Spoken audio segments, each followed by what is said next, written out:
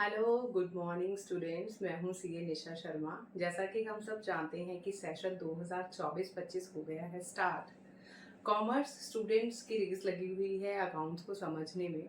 तो जल्दी से शुरू करते हैं हम अकाउंटिंग की फर्स्ट क्लास, जिसमें हम बहुत ही अच्छे से ये चीज़ सीख पाएंगे कि जो सब्जेक्ट हम पढ़ने जा रहे हैं पूरा साल, जिसके लिए हमने कॉमर्स ऑप्ट की है, अक्सर वो अकाउंट है क्या, वो अकाउंटिंग है क्या, उसमें chapter first introduction to accounting में सीखेंगे। ठीक है, तो चलिए let's start the class with positivity and positive note. So here we come with the first class. सबसे फर्स्ट क्लास चैप्टर जो फर्स्ट है that is about introduction to accounting. Introduction to accounting. देखिए, फर्स्ट डे आप class में जा रहे हैं, we are totally blank about the subject कि एक्चुअल में अकाउंटिंग है क्या, किस चीज के बारे में है। ठीक है, सबसे पहली चीज, किसी भी विषय के बारे में समझने के लिए उसकी डेफिनेशन क्लियर होना बहुत जरूरी है। ठीक है, तो हम एक डेफिनेशन आज जो याद करेंगे और जो समझेंगे, जिसके बेसिस पे हम पूरी अकाउंटिंग कैसे वर्क करती है वो समझेंगे, उस डेफिनेशन को हम यहाँ पर पढ़ेंगे। Accounting is the art of recording, classifying,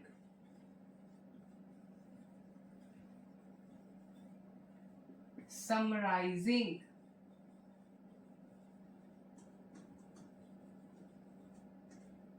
ठीक है, पहले हम इतनी डेफिनेशन पढ़ेंगे, ये अभी कंप्लीट नहीं हुई है। Accounting is the art of recording, classifying, summarising, ठीक है, in significant manner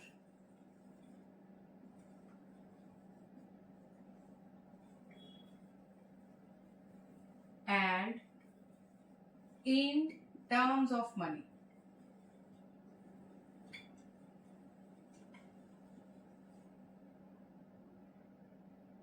Transactions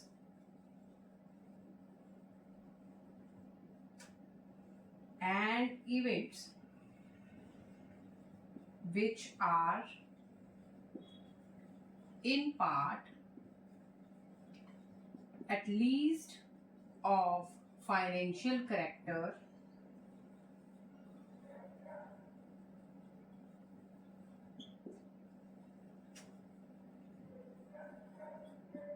and interpreting the results thereof. देखिए, ये जो डेफिनेशन है अकाउंटिंग की, ये हमें दी गई है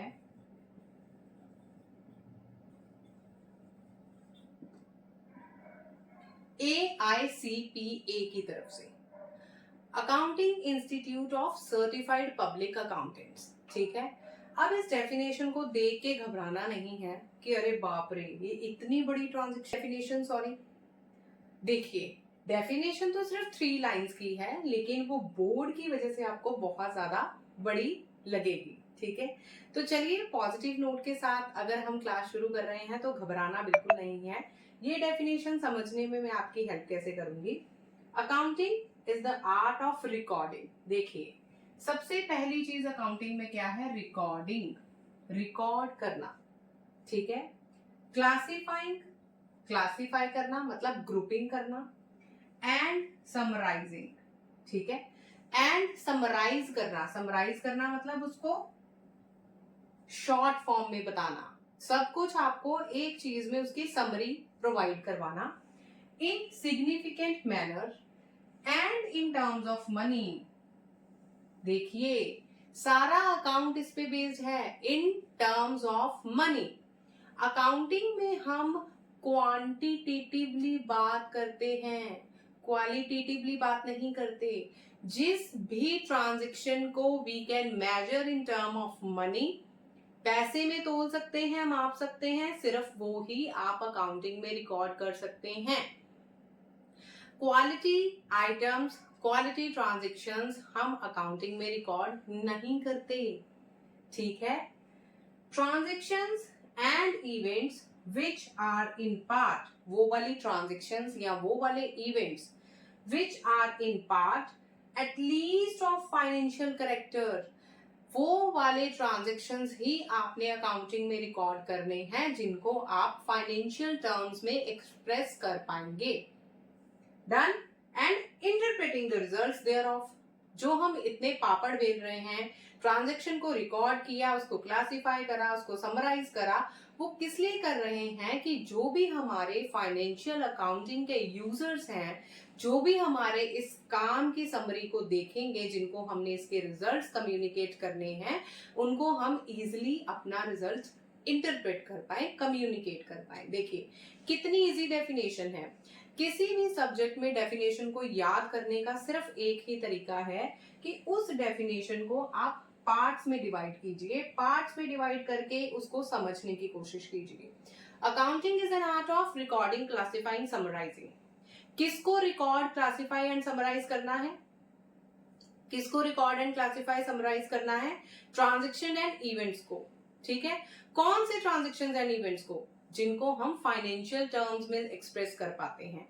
किस लिए फाइनेंशियल टर्म्स एंड एक्सप्रेस में हमने उसको रिकॉर्ड करना है, क्लासिफाई करना है? टू इंटरप्रेट द रिजल्ट्स देयरऑफ, ताकि हम उसमें से कुछ रिजल्ट्स एक्सट्रैक्ट कर पाए रिलेटेड टू आवर बिजनेस। हो गई ना डेफिनेशन याद? बहुत ही इजी वे है डेफिनेशन याद करने का, ठीक है। So we are clear with the definition. This definition is provided by AICPA, Accounting Institute of Certified Public Accountants. Clear है? चलिए इसी के साथ अब हम कंटिन्यू करेंगे। ये हो गया हमारा डेफिनेशन वाला पार्ट। आपको ज्यादा डेफिनेशन याद करने की जरूरत नहीं है, क्रैम करने की जरूरत नहीं है। आप पहले डेफिनेशन को समझ लीजिए, उसके बाद ही आप डेफिनेशन को याद करने की कोशिश कीजिए, और सिर्फ एक ही डेफिनेशन आपको इनफ है टू लर्न, टू कंसिडर, ठीक है।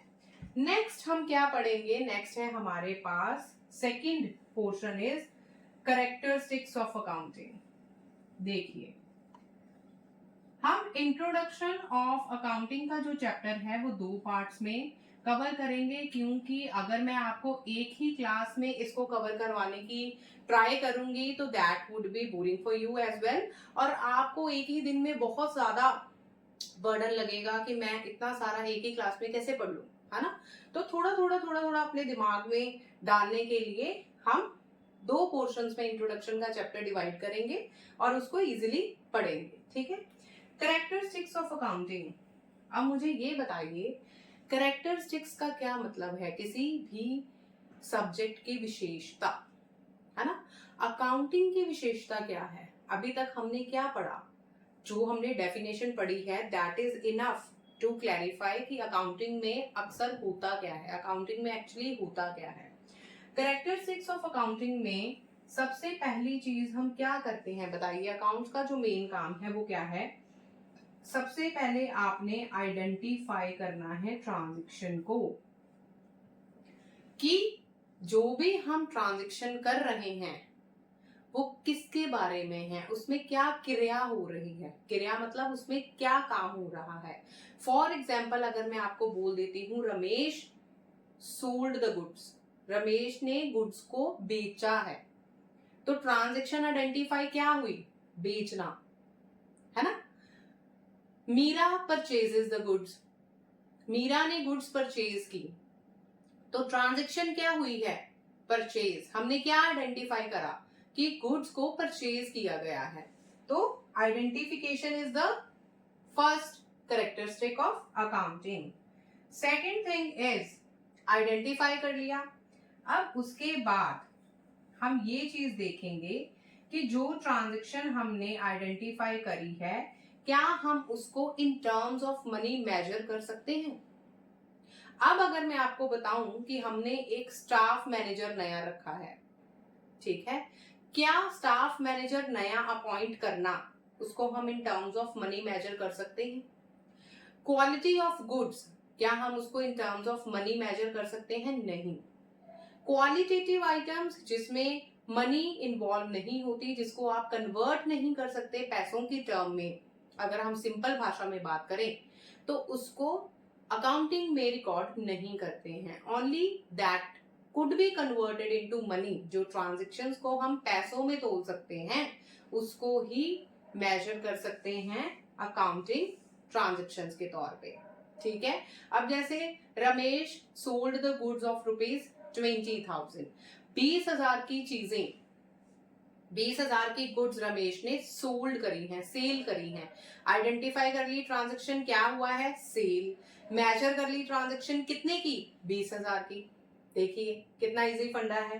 अब आपने मेजर भी कर लिया, ठीक है। मेजरिंग के बाद आप क्या करेंगे? मेजरिंग के बाद आप करेंगे रिकॉर्डिंग। जब भी हम बिजनेस की ट्रांजैक्शंस को रिकॉर्ड कर लेते हैं, रिकॉर्ड का मतलब क्या होता है? बुक्स ऑफ अकाउंट्स में पोस्ट करना, है ना। रिकॉर्डिंग का मतलब क्या होता है? किसी चीज को अपने रिकॉर्ड में रखना। रिकॉर्ड में क्यों रखते हैं? फ्यूचर यूज के लिए। जब भी आपको किसी भी चीज के बारे में इंफॉर्मेशन लेनी है, आप अपने रिकॉर्ड्स उठाते हैं और उसको देख लेते हैं। इसकी सबसे बढ़िया एग्जांपल आपकी प्रैक्टिकल लाइफ में क्या मौजूद है? आपकी नोटबुक्स। जब भी आप टीचर से कुछ पढ़ के आते हैं स्कूल से, तो आप उसको रिकॉर्ड करते हैं अपनी नोटबुक में, है ना। जब भी आपको कोई चीज समझ नहीं आती, आपको लगता है कंफ्यूजन हो रही है, आप अपनी बुक्स उठाते हैं, आप अपनी नोटबुक खोलते हैं, जो टीचर ने पढ़ाया होता है आप उसको देखते हैं। That is called recording. Same concept है हमारा अकाउंटिंग में। अकाउंटिंग में आफ्टर आइडेंटिफिकेशन एंड मेजरिंग हम रिकॉर्ड करते हैं ट्रांजेक्शन्स। ठीक है। रमेश ने गुड्स सेल की, अब इसको ट्रांजेक्शन को रिकॉर्ड कैसे करेंगे? जैसा कि हम अपनी नेक्स्ट क्लासेस में पढ़ेंगे जर्नल एंट्रीज के बारे में। जर्नल, ठीक है, जर्नल एक बुक होती है अकाउंटिंग में जिसमें हम सारी की सारी ट्रांजैक्शंस रिकॉर्ड करते हैं अपने फ्यूचर पर्पस के लिए। ठीक है। आप देखिए, आपने आइडेंटिफाई कर लिया, मेजर कर लिया, रिकॉर्ड कर लिया। अब रिकॉर्ड के बाद क्या करेंगे? रिकॉर्ड के बाद नेक्स्ट स्टेप आ जाएगा क्लासिफिकेशन, क्लासिफाइंग। देखिए, हम अपनी बहुत जल्द एक नेक्स्ट क्लास करेंगे जिसमें हम अकाउंटिंग कंसेप्ट्स एंड कन्वेंशंस पढ़ेंगे। ठीक है। अकाउंटिंग कंसेप्ट्स एंड कन्वेंशंस में एक हमारा जो टॉपिक आएगा वो आएगा अकाउंटिंग पीरियड कंसेप्ट, जिसके बारे में मैं आपको शॉर्ट ब्रीफ में यहाँ पे बता देती हूँ क्योंकि यहाँ पे वो इन्फॉर्मेशन यूजफुल है, अदरवाइज आपको ये क्लासिफिकेशन का कंसेप्ट समझ नहीं आएगा। अकाउंटिंग पीरियड कंसेप्ट क्या कहता है कि हम अपनी अकाउंटिंग टर्म को 12 महीने के पीरियड में डिवाइड करते हैं। वो 12 महीने का पीरियड आपके बिजनेस साइकिल पे डिपेंड करता है। यूजुअली मार्केट में बिजनेस साइकिल अप्रैल से लेके मार्च तक होता है। ठीक है। जैसे हमारा न्यू ईयर शुरू होता है फ्रॉम 1 जनवरी और खत्म होता है 31 दिसंबर को, 12 महीने का न्यू ईयर पीरियड एक साल का होता है। वैसे ही अकाउंटिंग पीरियड होता है 12 महीने का, which will start from 1st of the April of any year and and with 31st March of that year. ठीक है। जैसे आपका सेशन शुरू हुआ, है ना, आपकी क्लासेस शुरू हुई 1 अप्रैल 2024 से, आपका सेशन शुरू हो गया, आपके फाइनल एग्जाम्स हो जाएंगे मार्च में। वैसे ही हमारा बिजनेस पीरियड है जिसमें 1 अप्रैल 2024 से हमारा न्यू बिजनेस साइकिल शुरू हो गया है। 31 मार्च 2025 तक ये हमारा अकाउंटिंग साइकिल चलेगा और इस 12 महीने में हमने अपनी जितनी भी ट्रांजेक्शन्स करनी है that would be recorded into journal. ठीक है।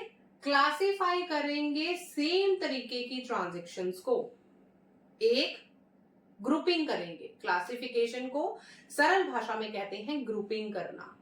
सेम तरीके की ट्रांजैक्शंस को एक ग्रुप में डालना, और वो ग्रुपिंग के लिए हमने अकाउंट्स में मेंटेन करना होता है लेजर। ठीक है। जैसे हम रिकॉर्डिंग के लिए एक अकाउंट में जर्नल बनाते हैं, वैसे ही क्लासिफिकेशन के लिए हम लेजर बनाते हैं। ये भी बहुत जल्द हम प्रैक्टिकली अपनी नेक्स्ट क्लासेस में सीखेंगे। ठीक है। क्लासिफिकेशन हो गई, ग्रुपिंग हो गई। अगर मैं इसको आपको अकाउंटिंग से थोड़ा सा हटके बताऊं कि आपको अगर मैंने 10 ऑरेंजेस और 10 एप्पल, 1 स्ट्रॉबेरी और 1 बनाना ये दे दिए हैं, मैंने आपको बोला है कि आपने ग्रुपिंग करनी है, आपने इसको बास्केट में डालना है। ठीक है। एक तरह के ऑरेंजेस को, एप्पल को, स्ट्रॉबेरी को, बनाना को, तो आप क्या करेंगे, आप 4 बास्केट्स लेंगे। 4 बास्केट में 10, एक एप्पल 10 एक में रखेंगे, 10 ऑरेंजेस एक में रखेंगे, एक स्ट्रॉबेरी एक में रखेंगे और एक बनाना एक में रखेंगे। 4 डिफरेंट डिफरेंट बास्केट्स में आपने क्लासिफाई कर दिया है फ्रूट्स को, ग्रुप्स बना दिए ना उनके सेम तरह के फ्रूट्स के। वैसे ही अकाउंट्स में अकाउंटिंग ट्रांजेक्शन्स को हम ग्रुप में डाल देते हैं। अगर पूरे साल की जो सेल की ट्रांजेक्शन्स होंगी वो हम सेल्स लेजर में डालेंगे, पूरे साल की परचेज की ट्रांजेक्शन्स होंगी that would be posted into purchase laser, पूरे साल की कैश की ट्रांजेक्शन्स होंगी कहां जाएंगी, कैश लेजर में। ठीक है, इसको कहते हैं क्लासिफिकेशन करना। क्लासिफिकेशन क्यों करते हैं, ताकि at the end of the year 12 महीनों के बाद अगर आप चाहते हैं देखना कि आपकी टोटल परचेज कितनी हुई है पूरे साल में, तो आप परचेज लेजर उठाइएगा, उसमें सारी ग्रुपिंग हुई है, बैलेंस आपको पता लग जाएगा कि हमने 10 लाख की परचेजेस की हैं। ठीक है, that is the benefit of classification. Next हमारा है क्लासिफिकेशन के बाद समराइजेशन, समराइजिंग। अब हमने क्लासिफिकेशन कर ली, उसके बाद हम क्या करेंगे, हम करेंगे समराइज, उसको शॉर्ट फॉर्म में बताएंगे, है ना। पूरे साल की अगर आपने ट्रांजेक्शन्स कर ली हैं, आपने नंबर ऑफ ट्रांजेक्शन से 150 ट्रांजेक्शन करी हैं परचेज की ही सिर्फ, है ना, तो हम क्या करेंगे, उसको समराइज फॉर्म में पूरी परचेजेस का टोटल लगाएंगे नीचे, जो मैंने अभी आपको बताया कि से 10 लाख की आपने परचेजेस की है, दैट 10 लाख की फिगर इज योर समराइजेशन, है ना। इसके लिए हम क्या बनाते हैं, trading and profit and loss account, जो हम अपनी नेक्स्ट क्लासेस में बहुत जल्दी पढ़ेंगे।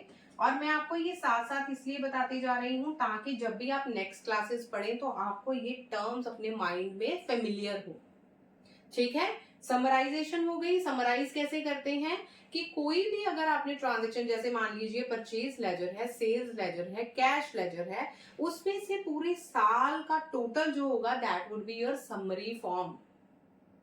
आपको क्लियर हो गया। समराइजिंग के बाद आ जाता है आपका एनालिसिस। ठीक है, एनालिसिस करना या जिसको हम कह सकते हैं इंटरप्रिटेशन करना। अब आपको पता चल गया, आपने अपना प्रॉफिट एंड लॉस अकाउंट बना लिया basis on entries recorded in journal ledger, आपने उसको समराइज कर लिया है trading and profit and loss account में। तो trading and profit and loss account का जो बेसिक मतलब होता है, पर्पस होता है, वो क्या होता है, बिजनेस का प्रॉफिट पता करना। बिजनेस प्रॉफिट में जा रहा है कि लॉस में जा रहा है, बिजनेस की जो एसेट्स हैं उनकी पोजीशन क्या है, बिजनेस में कितनी लाइबिलिटीज हैं जो देने वाली हैं, ये सब कुछ हमें पता चलता है एनालिसिस एंड इंटरप्रिटेशन से। ठीक है, अब आपने अपने बिजनेस के रिजल्ट्स जान लिए। इंटरप्रिटेशन का मतलब होता है रिजल्ट्स पता करना। रिजल्ट्स के बाद आपका लास्ट स्टेप है कम्युनिकेटिंग। अब कम्युनिकेट किसको करेंगे, देखिए आपका बिजनेस है, बिजनेस के बारे में इंफॉर्मेशन किन किन लोगों को चाहिए हो सकती है, बिजनेस के बारे में इंफॉर्मेशन चाहिए हो सकती है बिजनेस के यूजर्स को। और बिजनेस के यूजर्स कौन कौन से हो सकते हैं, जल्दी से अपने दिमाग पे जोर डालिए। सबसे बड़ा बिजनेस का यूजर होता है बिजनेस की मैनेजमेंट, है ना। आपने कोई XYZ एंड कंपनी शुरू की है, XYZ एंड कंपनी में आपने ये सारे प्रोसेस ले लिए, आपका फाइनेंशियल ईयर खत्म हो गया। ठीक है, मान लीजिए फाइनेंशियल ईयर खत्म भी नहीं हुआ, इन बिटवीन मैनेजमेंट को पता करना है कि is our business doing well, तो वो क्या करेंगे, अपने एनालिसिस एंड इंटरप्रिटेशन जो आपके रिजल्ट्स होंगे उसके बेसिस पे डिसीजंस लेंगे कि अगर हमें बिजनेस में इंप्रूवमेंट की जरूरत है तो किस फील्ड में हमें इंप्रूवमेंट की जरूरत है, किस एस्पेक्ट से हमें इंप्रूवमेंट की जरूरत है, वो सब कुछ आपको बताता है अकाउंटिंग। ठीक है, सबसे पहला यूजर हो गया कम्युनिकेशन में आपकी मैनेजमेंट। उसके बाद यूजर्स कौन हो सकते हैं, आपकी कंपनी के स्टेक होल्डर्स, शेयर होल्डर्स, जिनको आपने इंफॉर्मेशन देनी है, जिन्होंने आपके बिजनेस में पैसा लगाया होता है। ठीक है, so these are the characteristic of accounting. Accounting की कैरेक्टरिस्टिक, अकाउंटिंग की विशेषता ये है किस तरीके से अकाउंट्स काम करता है। ठीक हो गया। अब देखिए, वही मैं आज की क्लास में आपको बताऊंगी कि विदाउट क्रैमिंग कैसे आप अकाउंट्स के टॉपिक को समझ के, सिर्फ उसकी डेफिनेशन और उसके कैरेक्टरिस्टिक्स को समझ के अपने 5 से 6 टॉपिक अकाउंटिंग के रेडी कर सकते हैं। ठीक है, चलिए अब इसी के साथ हम समझते हैं ऑब्जेक्टिव्स ऑफ अकाउंटिंग। थर्ड हमारा जो टॉपिक है that would B objectives of accounting. अभी तक हमने क्या पढ़ा? कैरेक्टरिस्टिक्स ऑफ अकाउंटिंग, है ना। अब हम क्या पढ़ेंगे? Objectives of accounting. अब मुझे एक चीज बताइए, ऑब्जेक्टिव का मतलब क्या होता है? ऑब्जेक्टिव का मतलब होता है कि अगर हम कहते हैं कि आपने कॉमर्स की पढ़ाई शुरू की है, आप +1 में आए हैं, आपने ऑप्ट की है कॉमर्स, तो व्हाट इज योर ऑब्जेक्टिव? आपका ऑब्जेक्टिव क्या है? मतलब आपने अपने दिमाग में क्या गोल रखा है, किस वजह से आपने अपनी कॉमर्स की पढ़ाई शुरू की है, उसको बोलते हैं ऑब्जेक्टिव। तो आपका ऑब्जेक्टिव क्या होगा? कोई बोलेगा जी मैंने बीकॉम करनी थी, कोई बोलेगा जी मुझे सीए करनी है, कोई बोलेगा मुझे सीएफए करनी है, कोई बोलेगा मुझे अब्रॉड जाना था, सब कुछ। कोई कहेगा मेरा बिजनेस में, मेरे घर का बिजनेस है तो मुझे उसको हैंडल करना है, मैनेज करना है। तो आपका ऑब्जेक्टिव क्या है? ऑब्जेक्टिव है दैट गोल, जिसके लिए, जिस पर्पस को दिमाग में रखकर आपने कॉमर्स शुरू की है। सेम तरीके से ऑब्जेक्टिव्स ऑफ अकाउंटिंग, अकाउंटिंग क्यों करते हैं हम? अकाउंटिंग जो सब्जेक्ट पढ़ रहे हैं वो करते क्यों हैं? ठीक है, उसका पर्पस क्या है? सबसे पहला पर्पस जो अकाउंटिंग का है वो क्या है? Maintain accounting record. सबसे पहला जो पर्पस है वो क्या है? अकाउंटिंग रिकॉर्ड्स को मेंटेन करना, इन किसमें? सिस्टमैटिक मैनर में। अभी जो हमने पढ़ा है देखिए, उसमें से ही ये चीज निकल के आई है। मैंने आपको डेफिनेशन में ही बता दिया था कि हम अकाउंटिंग में रिकॉर्ड करते हैं ट्रांजैक्शंस को इन सिग्निफिकेंट मैनर, ताकि हम उनको इन फाइनेंशियल टर्म एक्सप्रेस कर पाए। तो सबसे पहला ऑब्जेक्टिव क्या है? अकाउंटिंग रिकॉर्ड्स को सिस्टमैटिक मैनर में रिकॉर्ड करना। सिंपल, यही ऑब्जेक्टिव है अकाउंट्स का। क्लियर है? ये हो गया फर्स्ट ऑब्जेक्टिव। सेकंड ऑब्जेक्टिव क्या होगा? डिटरमिन करना बिजनेस का प्रॉफिट और लॉस। हम अकाउंट्स क्यों मेंटेन करते हैं? As per accounting period concept, business cycle is divided into period of 12 months. ठीक है, 12 मंथ्स के एंड में या इंटरमीडिएट में अगर हम जानना चाहते हैं क्या हमारा बिजनेस अच्छा कर रहा है, क्या यहाँ पे इम्प्रूवमेंट की जरूरत है, क्या हम अपने खर्चों को मैनेज कर सकते हैं, क्या हम कॉस्ट कंट्रोल कर सकते हैं, क्या हम अपना रेवेन्यू बढ़ा सकते हैं, प्रॉफिट बढ़ा सकते हैं, वो सब कुछ कहां से पता चलेगा? अकाउंटिंग से। और अकाउंटिंग का ऑब्जेक्टिव बन गया ये कि हमने प्रॉफिट और लॉस पता करना है। सिंपल, ठीक है। Third objective is determine financial position. अब देखिए, प्रॉफिट और लॉस का तो पता चल गया। अब आप बोलेंगे मैम ये फाइनेंशियल पोजीशन क्या होती है? फाइनेंशियल पोजीशन होती है बच्चा लोग, जब हम बिजनेस में एसेट्स लेके आते हैं। अब आपने बिजनेस करना है पूरा 1 साल, है ना, तो हवा में तो बिजनेस नहीं हो पाएगा। पूरे 1 साल में बिजनेस में आपको पैसा भी लगाना पड़ेगा। बिजनेस की एक्टिविटीज को कंटिन्यू रखने के लिए आपको फर्नीचर की जरूरत पड़ेगी, स्टाफ को मैनेज करना है, स्टाफ को मैनेज करने के लिए, बिठाने के लिए आपको एक बिल्डिंग की जरूरत पड़ेगी, ऑफिस की जरूरत पड़ेगी, फिर वहां पे आपको लाइट्स की जरूरत पड़ेगी, फैंस हैं, कंप्यूटर्स हैं, लैपटॉप्स हैं, नंबर ऑफ चीजें जो आप एक बिजनेस करने में यूज करते हैं। सारी चीजों को जब आप असेंबल करके एक जगह पे एक आउटलेट तैयार करते हैं, एक आउटलेट तैयार करते हैं, तब आपका बिजनेस जो है वो कंटिन्यूएशन में आता है। अब उस बिजनेस को चलाने के लिए जो भी आपने बिजनेस में पैसा इन्वेस्ट किया है, बिजनेस की जिस बिल्डिंग में आप बैठे हैं, रेंट दे रहे हैं, या अगर आपकी अपनी बिल्डिंग है उसको मेंटेन कर रहे हैं, स्टाफ को सैलरी दे रहे हैं, वो सब कुछ आपका कंसीडर कहाँ पे होता है? अकाउंटिंग में, है ना। जितने भी आप एसेट्स लेके आएंगे, लोन लेंगे बैंक से, जितने भी आप फर्नीचर इंट्रोड्यूस करेंगे, आप बिजनेस पर्पस के लिए कार यूज कर रहे हैं, बाइक्स यूज कर रहे हैं, आपके क्रेडिटर्स हैं जिनसे आपने क्रेडिट पे सामान उठाया है, आपने अभी तक उनको पेमेंट नहीं करी, कोई डेटर्स हैं जिनको आपने उधारी पे सामान बेचा है, जिनसे पैसे लेने वाले हैं, वो सब कुछ हमारी डिपिक्ट करते हैं फाइनेंशियल पोजीशन को। ठीक है, देखिए अपने दिमाग पे बहुत ज्यादा बोझ नहीं डालना। अभी ये फर्स्ट चैप्टर है, इसमें मैं आपको ये सारी चीजें बहुत ही सरल भाषा में आपकी लैंग्वेज में समझाने की कोशिश कर रही हूँ। जहां पे भी आपको कोई भी परेशानी वाली सिचुएशन लगे, आप काइंडली कमेंट बॉक्स में कमेंट डालिए। ठीक है, डिटर्मिन फाइनेंशियल पोजीशन क्लियर हो गया। फाइनेंशियल पोजीशन मतलब बिजनेस की आर्थिक स्थिति कैसी है, और आर्थिक स्थिति पता करने के लिए हम बैलेंस शीट बनाते हैं, जो हम नेक्स्ट क्लासेस में बहुत ही जल्द पढ़ेंगे।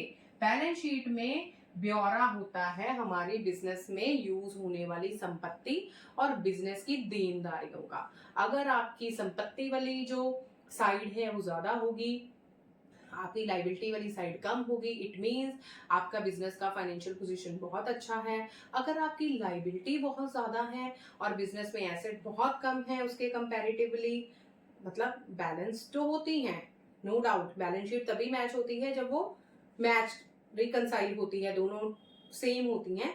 लेकिन बैलेंस शीट को एक रीड करने का तरीका होता है जहां से हमें पता चल सकता है कि हमने बाहरी सोर्सेज से पैसे जो हैं अपने बिजनेस में ज्यादा लगाए हुए हैं, जिस वजह से मतलब है हमारी फाइनेंशियल पोजीशन डगमगा रही है ना। तो वो फाइनेंशियल पोजीशन डिटरमिन करना इज ऑब्जेक्टिव ऑफ अकाउंटिंग। अब ये भी हो गया। अब फोर्थ बताइए, और क्या अकाउंटिंग के ऑब्जेक्टिव्स हो सकते हैं? Facilitate to management. मैंने आपको कैरेक्टरिस्टिक्स में भी यही बताया था कि जितने भी इंफॉर्मेशन होती है related to accounting, that is very much useful for the management of the business. Management ने इफेक्टिव कंट्रोल्स अप्लाई करने हैं, मैनेजमेंट ने डिसीजन मेकिंग करनी है, मैनेजमेंट ने बजट कंट्रोल करना है, मैनेजमेंट ने फोरकास्टिंग करनी है related to future of business. वो सब कुछ वो सिर्फ और सिर्फ फाइनेंशियल पोजीशन और प्रॉफिट लॉस इनके बेसिस पे करते हैं। तो अकाउंटिंग का सबसे बड़ा ऑब्जेक्टिव क्या हो गया कि हमने अपनी फाइनेंशियल स्टेटमेंट्स के बेसिस पे मैनेजमेंट को इंफॉर्मेशन प्रोवाइड करवानी होती है। ठीक है, फिफ्थ ऑब्जेक्टिव ऑफ अकाउंटिंग क्या हो जाएगा? कम्युनिकेशन टू यूजर, जिसको हम कहते हैं provide information to users. Business के जितने भी यूजर्स हैं other than management, stake holders, share holders, employees, banks, financial institutions जिनसे आपने लोन लिया हुआ है, सबको आपने इंफॉर्मेशन प्रोवाइड करवानी होती है। क्योंकि जो भी पर्सन बिजनेस में इन्वेस्ट कर रहा है, पैसा लगा रहा है, ऑब्वियसली वो इंटरेस्टेड होगा कि बिजनेस जा कैसा रहा है ताकि उसका पैसा ना डूब जाए। क्लियर? तो फिफ्थ हो गया कम्युनिकेशन टू यूजर्स, और लास्ट हो गया प्रोटेक्ट करना बिजनेस की एसेट्स को। फाइनेंशियल पोजीशन में से हमें पता चल जाता है कि बिजनेस में कौन कौन सी एसेट्स हैं।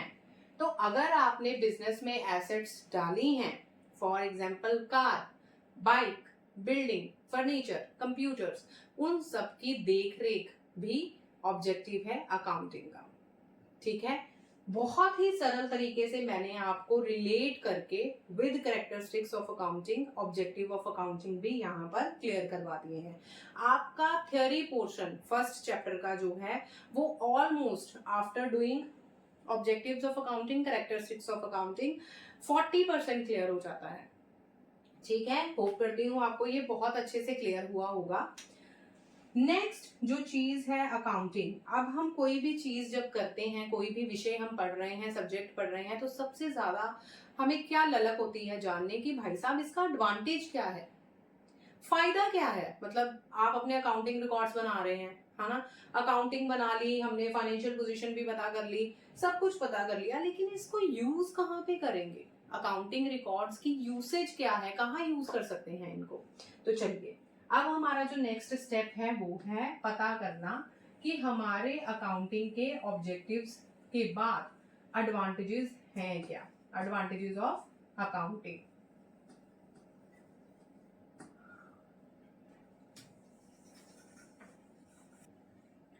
अकाउंटिंग के एडवांटेजेस क्या हैं? किसी विषय के बारे में करने का फायदा क्या है? इतना रिकॉर्ड कर रहे हैं, क्लासिफाई कर रहे हैं, समराइज कर रहे हैं, कम्युनिकेट कर रहे हैं, क्या फायदा? कहाँ पे यूज हो सकती हैं ये सारी चीजें? अकाउंटिंग किस तरीके से हमारे लिए बेनिफिशियल बन सकती है? सबसे पहली चीज देखिए, अकाउंटिंग के एडवांटेजेस में सबसे पहली चीज जो अभी हम ऑब्जेक्टिव्स और कैरेक्टरिस्टिक्स में भी पढ़ चुके हैं कि हेल्पफुल इन डिसीजन मेकिंग। देखिए, आपको कुछ भी चीजें एक्स्ट्रा बाहर से याद करने की जरूरत नहीं है। आपको सिर्फ थोड़ा सा दिमाग लगाना है कि जो हम कैरेक्टरिस्टिक और ऑब्जेक्टिव पढ़ चुके हैं उसी में से हम कैसे बेनिफिट्स निकाल सकते हैं। कैसे आप अपने दिमाग पे जोर डाल के ये सोच सकते हैं कि अकाउंटिंग को कौन कौन यूज कर सकता है, किस वे में यूज कर सकता है ना?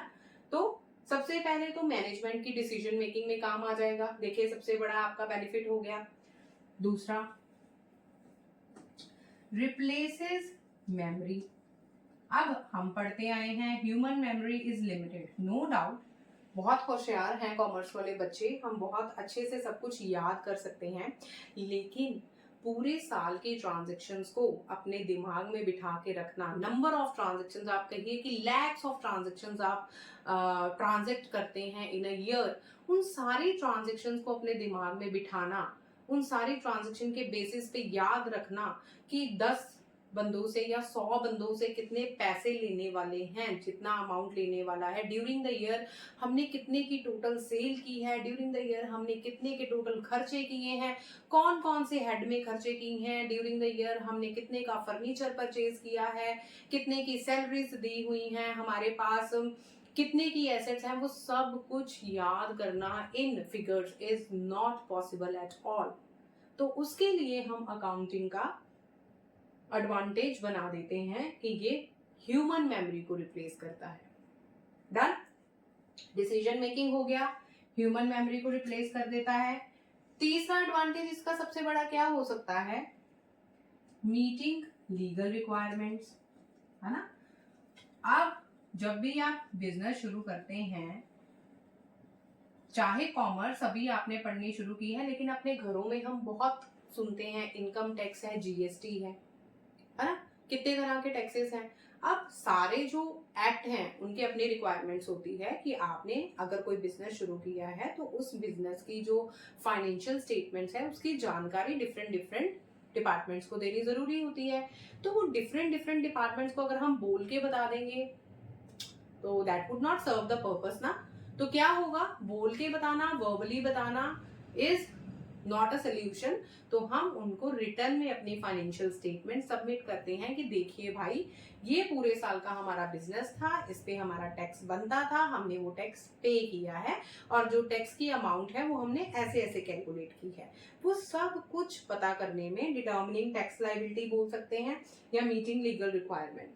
ठीक है, देखिए, एक आपसे बात करते करते मेरे को एक और एडवांटेज मिल गया, मैंने तो कुछ इसमें याद नहीं किया। डिटर्मिनिंग टैक्स लायबिलिटीज, खुद ही एडवांटेज निकलते आएंगे अगर आपने very first portion of accounting that is definition, characteristics, objectives बहुत अच्छे से मेरे पढ़ाई अनुसार अपने दिमाग में डाल लिए हैं, तो आप खुद ही एडवांटेजेस ऑफ अकाउंटिंग बना सकते हैं रादर देन क्रैमिंग, है ना? हमें क्रैम करने की तो जरूरत है ही नहीं, हम तो खुद ही क्रिएट कर लेंगे एडवांटेजेस ऑफ अकाउंटिंग। और एग्जाम्स में बहुत इजी रहता है क्योंकि आपके दिमाग में आपने रट्टाफिकेशन नहीं लगाई हुई, आपने उन चीजों को समझा हुआ है और समझ के आपने उनको पेपर पे उतारा है ना? तो डिटर्मिनिंग टैक्स लायबिलिटीज, आपको टैक्स कितना पे करना है वो भी आपको फाइनेंशियल पोजीशन से पता चल जाता है।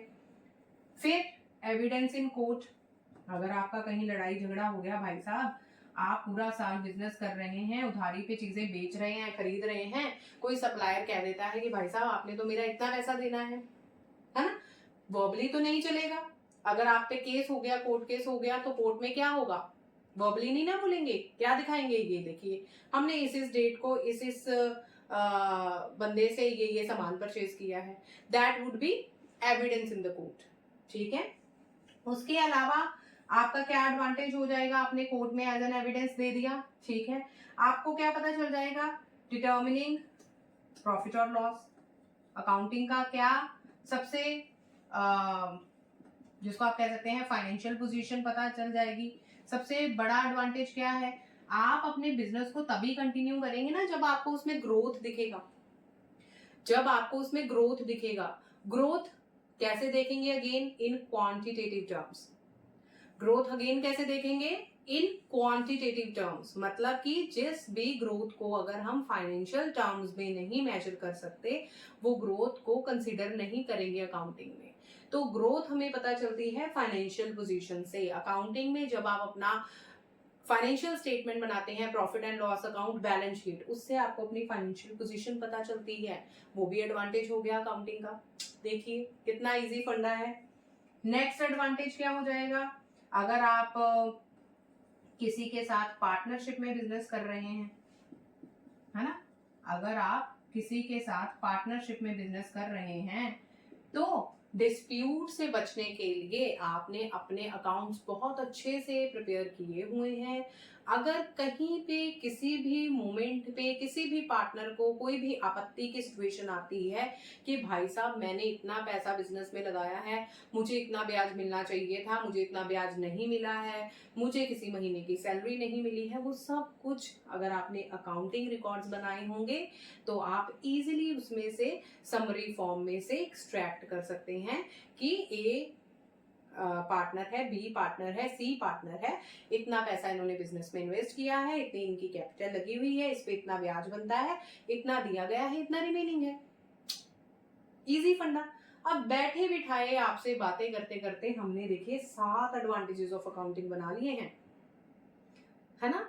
बहुत ही इजी वे आउट है पॉइंट्स बनाने का, अगर आप बेसिक से बहुत अच्छे से वाकिफ हैं तो। ठीक है, ये हो गया हमारा देखिए एक और portion cover. Introduction of accounting का जो चैप्टर है उसमें हमने डेफिनेशन भी याद कर ली, उसमें हमने कैरेक्टरिस्टिक्स भी पढ़ लिए, ऑब्जेक्टिव्स भी पढ़ लिए, एडवांटेजेस भी पढ़ लिए।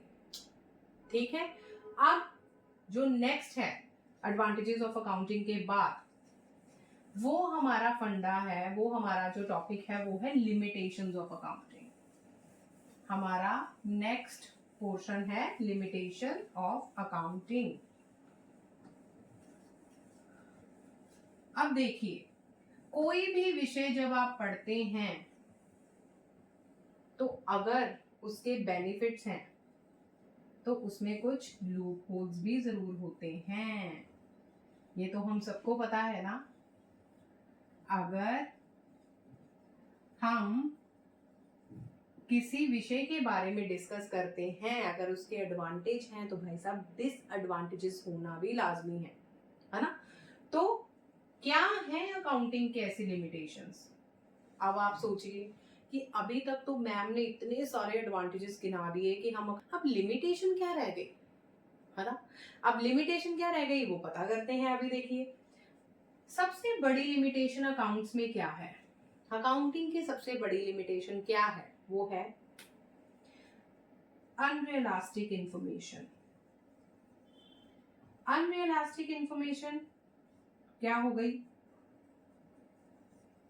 अकाउंटिंग में कंसेप्ट्स एंड कन्वेंशन वाला एक चैप्टर है जो हम नेक्स्ट वीडियो में कवर करेंगे, जिसमें हमें बताया जाता है कि आप अकाउंटिंग में जब भी ट्रांजैक्शंस रिकॉर्ड करते हैं तो हिस्टोरिकल नेचर पे रिकॉर्ड करते हैं। अब आप बोलिएगा मैम ये हिस्टोरिकल नेचर क्या होता है, चलिए इसको हम एक एग्जांपल के साथ पढ़ते हैं।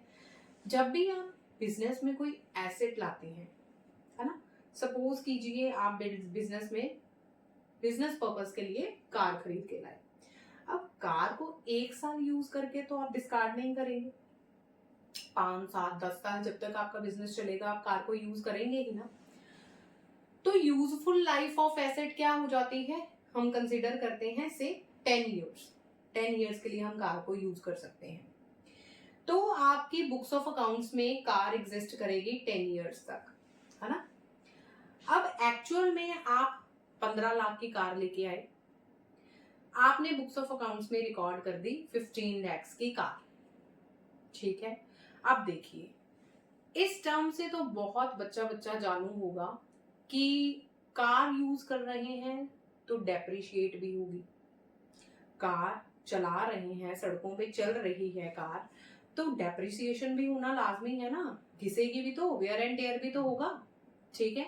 तो हम जब भी अकाउंट्स में एसेट्स रिकॉर्ड करते हैं, उसको हमने रिकॉर्ड कर लिया 15 लाख पे।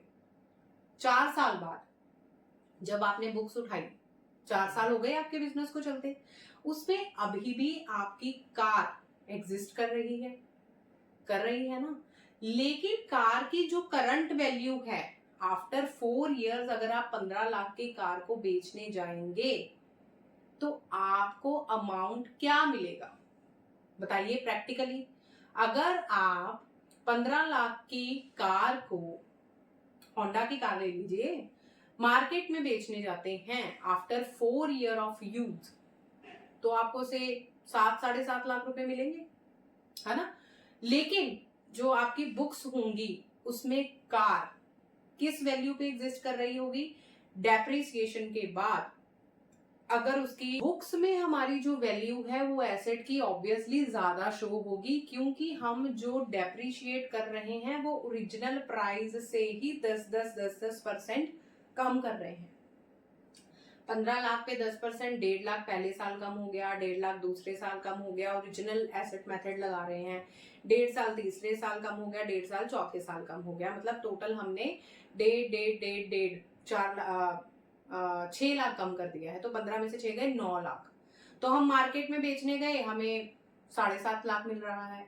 तो जो ये 1.5 लाख का गैप है, ये हमारी एसेट्स में आना ही है, हमारी, जो कि हमारी फाइनेंशियल पोजीशन को थोड़ा सा अनरियलिस्टिक मोड पे ले जाता है, क्योंकि रियलिटी में जो उसकी वैल्यू है कार की वो 7.5 है, जबकि हमारी बुक्स 9 लाख दिखा रही है। इसको कहते हैं अनरियलिस्टिक इंफॉर्मेशन देना। ठीक हो गया, ये हो गया हमारा लिमिटेशन ऑफ अकाउंटिंग पहली। सेकंड हमारी लिमिटेशन ऑफ अकाउंटिंग क्या हो जाएगी कि does not record qualitative information. अब हमने बहुत ही ज्यादा तवज्जो देकर जो सीखा है वो ये सीखा है कि those financial events and transactions are recorded in accounting which can be expressed in terms of money only। Quantitative चीजों को ही हम अकाउंट्स में रिकॉर्ड करते हैं, क्वालिटेटिव चीजों के अकाउंट्स में कोई जगह नहीं है। मतलब अगर आप क्वालिटी की वाइज करें बात, कोई इंडस्ट्री में डिस्प्यूट चल रहा है, लड़ाइयां हो रही हैं, एम्प्लॉयज स्टाफ कितने आपके एफिशिएंट हैं, इनएफिशिएंट हैं, वो सारे फैक्टर्स को, सारे एस्पेक्ट्स को हम अकाउंट में रिकॉर्ड नहीं करते हैं, है ना। अब कहीं ना कहीं ये लिमिटेशन बन गई। आपका क्वांटिटेटिवली चीजें बहुत अच्छी चल रही हैं, लेकिन आपके एम्प्लॉयज में कोऑपरेशन नहीं है, आपका मैनेजमेंट स्टाफ एफिशिएंट नहीं है, वो भी फैक्टर्स आपके बिजनेस के इन्वायरमेंट को इफेक्ट करते हैं, लेकिन अकाउंट पे हम वहां उसको कहीं रिकॉर्ड नहीं करते। ठीक हो गया, does not record qualitative information, ये हो गया। अब इसकी थर्ड जो लिमिटेशन है वो क्या है? थर्ड लिमिटेशन है does not record price level changes, जिसकी हमने अभी जस्ट एग्जाम्पल पढ़ी है कार की। सबसे बेस्ट एग्जाम्पल है कार की, है ना, कि प्राइस लेवल चेंजेस। आपने कोई चीज बिजनेस में खरीदी थी आज से 6 साल पहले, आपके बिजनेस में वो चीज एज इट इज चली आ रही है 6 ईयर से, लेकिन इन 6 ईयर्स में उस आर्टिकल, उस एसेट का जो प्राइस है वो फ्लक्चुएट हुआ होगा, और बहुत ज्यादा फ्लक्चुएट हुआ होगा कंपैरेटिव टू जो आप रिकॉर्ड करते हैं अपने बुक्स ऑफ अकाउंट्स में।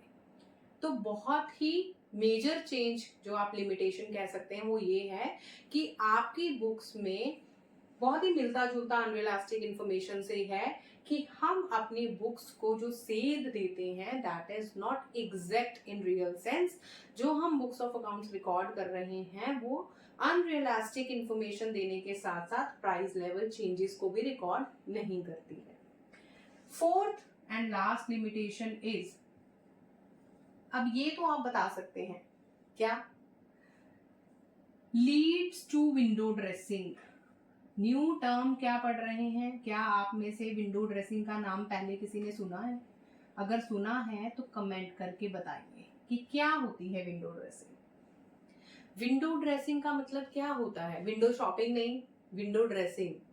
विंडो ड्रेसिंग का मतलब होता है अकाउंटिंग या बिजनेस की भाषा में एग्जैक्ट या एक्चुअल वैल्यू से कुछ बढ़ाकर बताना, है ना। एक्चुअल पोजीशन से कुछ बढ़ाकर इम्प्रूव कर कर अच्छे तरीके से उसको प्रेजेंट करना, उसको कहते हैं विंडो ड्रेसिंग। अब देखिए अकाउंट्स में कैसे हम उसको बढ़ा चढ़ाकर बताते हैं। अनरियलिस्टिक इंफॉर्मेशन आपको मैंने बताई, बिजनेस में एसेट्स यूज कर रहे हैं, 5-7 साल पहले खरीदी हुई है, वैल्यू एक्चुअल में आज की डेट में मार्केट में कुछ और चल रही है, लेकिन हम अपनी बुक्स में तो पुरानी ही वैल्यू रिकॉर्ड करते आ रहे हैं। उसकी वजह से क्या होगा, हमारी फाइनेंशियल पोजीशन बेटर पोजीशन दिखाएगी हमारे बिजनेस की। Got it? देखिए हुआ कंसेप्ट क्लियर। जब हम अपने बिजनेस की एसेट्स की रियल वैल्यू ना दिखाकर हिस्टोरिकल वैल्यू दिखाते हैं, जिस वैल्यू पे हमने अपनी एसेट्स खरीदी हैं और बिजनेस में पड़ी हुई हैं, that is far different from the actual real value existing currently market में, तो आप अपने बिजनेस की फाइनेंशियल पोजीशन को इंप्रूव्ड दिखा रहे हैं, जिसको हम विंडो ड्रेसिंग की कैटेगरी में डालते हैं। ठीक है, क्लियर हो गया।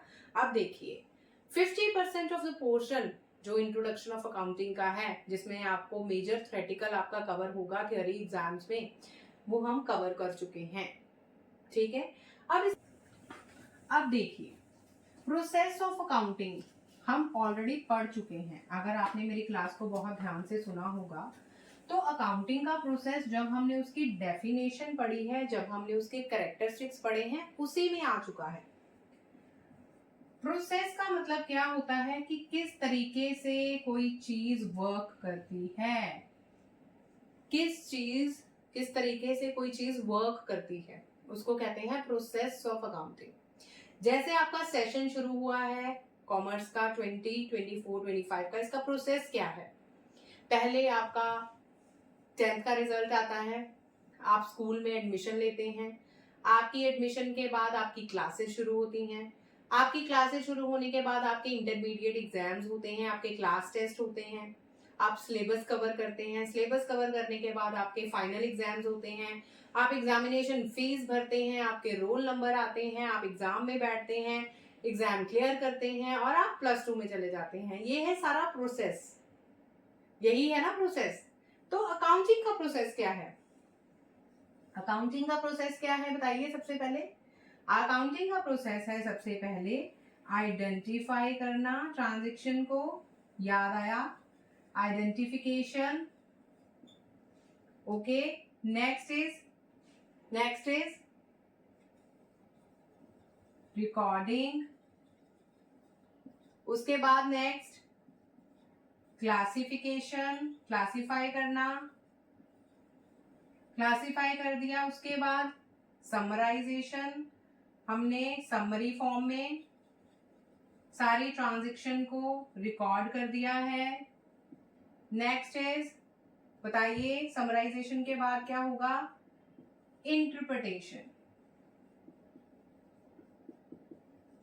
देखिए सबसे आसान तरीका है याद करने का, कैरेक्टरिस्टिक्स पढ़े हैं ना, कैरेक्टरिस्टिक्स ही आपके प्रोसेस हैं। बहुत ही इजी तरीका है इसको याद करने का। आइडेंटिफाई कर दिया ट्रांजैक्शन, एग्जांपल क्या है? सेल ऑफ गुड्स और purchase of goods, that is हमने ट्रांजैक्शन को, ये एग्जांपल है। और भी बहुत तरीके की आइडेंटिफिकेशंस होती हैं, एक्सपेंसेस है, इनकम्स हैं, एसेट्स हैं, लायबिलिटीज हैं, सेल है, परचेज है, ड्राइंग है, कैपिटल इन्वेस्ट की है, सब कुछ, ये सब कुछ कहाँ पे चला जाता है? आइडेंटिफिकेशन में। रिकॉर्डिंग किस में करते हैं बताइए? जर्नल में। अब जर्नल हम बहुत ही डिटेल्ड क्लासेस जर्नल एंट्रीज पे अवेलेबल हैं, मैं आपको लिंक दे दूंगी। आप फ्यूचर में जब भी जर्नल एंट्रीज देखना चाहें आप उन वीडियोस पे क्लिक कर सकते हैं। वीडियोस बनाई हुई हैं जर्नल एंट्रीज पे जहां पे आपको सारी एंट्रीज 1 बाय 1 क्लियर होंगी और डिटेल्ड वीडियोस हैं, ठीक है। जर्नल के आगे सब पार्ट्स होते हैं जो हम जब जर्नल करेंगे तब सीखेंगे, क्योंकि यहाँ पर आपके लिए बहुत कंफ्यूजिंग हो जाएगा। क्लासिफिकेशन किस पे करते हैं? लेजर में। लेजर का मतलब ग्रुपिंग करना, अलग अलग लेजर्स बनेंगी, परचेज के अलग लेजर है, सेल के अलग लेजर है, कैश के अलग लेजर है। Got it? समराइजेशन किसमें होती है? Trading and profit and loss account, balance sheet, ये है समराइजेशन के लिए। इंटरप्रिटेशन के लिए फाइनेंशियल पोजीशन है। लेकिन अकाउंटिंग का प्रोसेस अभी यहाँ पे खत्म नहीं हुआ, आपने रिजल्ट्स इंटरप्रेट कर लिए हैं तो उनको आपको कम्युनिकेट भी करना है। तो communication is the last process of accounting. Communication किसको करते हैं? टू वेरियस यूजर्स, ठीक है। प्रोसेस ऑफ अकाउंटिंग इसी के साथ हमारा समाप्त हुआ। अब देखिए इंट्रोडक्शन ऑफ अकाउंटिंग को, जैसा मैंने आपको वेरी बिगनिंग में क्लियर किया था at the beginning of this class, कि हम 2 पोर्शन में पढ़ेंगे। फर्स्ट पोर्शन आज की क्लास में हम कंप्लीट कर चुके हैं। होप करती हूँ आपको ये बहुत अच्छे से क्लियर हो गया होगा। और भी इसी तरीके की सरल भाषा में अकाउंटिंग की वीडियो को देखने के लिए श्रीजी कॉमर्स क्लासेस का यूट्यूब चैनल बहुत जल्दी सब्सक्राइब कर लीजिए, ताकि आप कोई भी क्लास मिस ना कर पाए और अपने सिलेबस को बहुत स्मूथली समझ पाए, ठीक है। इसी के साथ आज की क्लास खत्म करते हैं। कल नए टॉपिक के साथ, इंट्रोडक्शन टू अकाउंटिंग के नए पोर्शन के साथ आपको फिर से मिलूंगी। तब तक के लिए टेक केयर बच्चा बाती एंड रिवाइज। Bye bye.